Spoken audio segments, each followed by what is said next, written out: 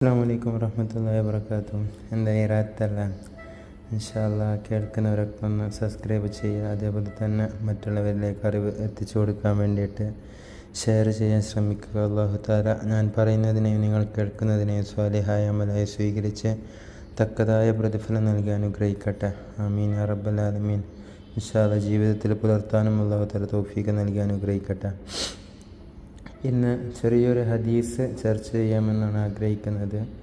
എന്നുവെച്ചാൽ നമ്മളൊക്കെ ദൈനംദിന ജീവിതത്തിൽ ഒരുപാട് കാര്യങ്ങളിൽ ഇടപെടുന്നവരാണ്, ഒരുപാട് കാര്യങ്ങളിലൂടെ കടന്നു പോകുന്നവരാണ്, ഓരോ കാര്യങ്ങളിലും ചർച്ച ചെയ്യുന്നവരാണ്, ഓരോ കാര്യങ്ങളിലും പലവിധ അഭിപ്രായങ്ങൾ പറയുന്നവരാണ്.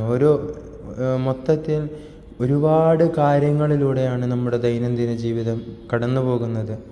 അപ്പം പലപ്പോഴും നമുക്ക് ആവശ്യമില്ലാത്ത ഒരുപാട് കാര്യങ്ങളിൽ, അനാവശ്യമായ ഒരുപാട് കാര്യങ്ങളിൽ നമ്മൾ എന്താക്കാറുണ്ട്, തലയിടാറുണ്ട്. അല്ലെങ്കിൽ അങ്ങനെയുള്ള കാര്യങ്ങൾക്ക് വേണ്ടിയിട്ട് നമ്മുടെ നല്ല സമയങ്ങൾ, നേരത്തെ സൂചിപ്പിച്ചതുപോലെ നമ്മൾ നഷ്ടപ്പെടുത്തി കളയുന്ന രണ്ട് അള്ളാഹുവിൻ്റെ വലിയ അനുഗ്രഹങ്ങളിൽപ്പെട്ടതാണ് ഒഴിവ് സമയവും അതേപോലെ തന്നെ ആരോഗ്യം എന്നുള്ളത്. അപ്പോൾ അതേപോലെ അനാവശ്യമായ ഒരുപാട് കാര്യങ്ങളിൽ നമ്മൾ എന്താക്കാറുണ്ട്, സമയം വെറുതെ കളയാറുണ്ട്. അതേപോലെ തന്നെ അനാവശ്യമായ കാര്യങ്ങളിൽ ഇടപെടാറുണ്ട്.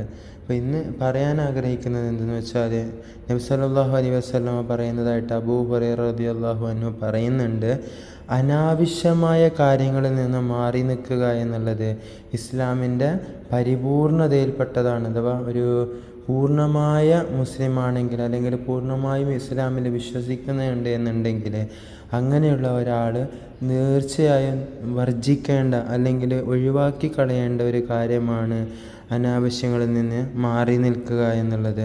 അഥവാ എന്തായാലും ചെയ്യേണ്ട ഒരു കാര്യമാണ് അനാവശ്യങ്ങളിൽ നിന്ന് മാറി നിൽക്കുക എന്നുള്ളത്. അഥവാ അനാവശ്യമായ കാര്യങ്ങളിൽ ഒരു ശരിയായ മുസ്ലിം, ഇസ്ലാമിൽ പൂർണ്ണമായി വിശ്വസിക്കുന്ന ഒരാൾ എന്താക്കുകയില്ല, അനാവശ്യ കാര്യങ്ങളിൽ ഇടപെടുകയില്ല. അതവന് ഉചിതവുമല്ല. ഇൻഷാ അല്ലാഹ് അപ്പോൾ അത് ജീവിതത്തിൽ ശ്രദ്ധിക്കാൻ അല്ലാഹു തആല തൗഫീഖ് നൽകി അനുഗ്രഹിക്കട്ടെ. ആമീൻ യാ റബ്ബൽ ആലമീൻ. ഇൻഷാ അല്ലാഹ്. അസ്സലാമു അലൈക്കും വറഹ്മത്തുള്ളാഹി വബറകാതുഹു.